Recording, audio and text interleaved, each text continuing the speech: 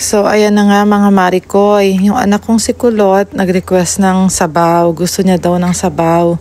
Kaso lang since umuulan dito, tinatamad kaming lumabas. So, sabi ko, since meron naman akong roast chicken galing ng Costco, at meron din akong vermicelli dito, hindi ko alam mga Mariko, hindi ako sure ha kung yan yung ginagamit pang sotanghon.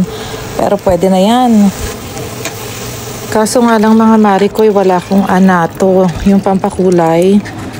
Meron ako ditong sazon Goya, yung ginagamit ng mga Spanish. So nakita ko sa ingredients meron siyang anato. So yun na lang yung ginamit ko. Natuwa naman ako Marikoy, kumulay nga siya, 'di ba? Naku mga Marikoy, wag niyo akong i-judge sa luto ko ha, hindi ako professional chef. Professional lamonera lang ako. Tsaka yung mga ingredients ko dyan mga Mariko, kung ano lang meron sa rep ko. In fairness naman mga Mariko, nagiging hitsurang sotanghon na siya. At mukha din naman siyang masarap.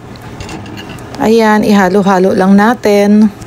So, ayan na nga mga Mariko, luto na siya. Naglaga nga din pala ako ng itlog. Para kasing mas masarap siya pag may itlog. Tsaka gusto rin ng anak ko ng itlog. Ayan na nga mga Mariko. Diyos ko, sana magustuhan ng aking anak. So, ayan na siya. Game na, kain na mga Mare.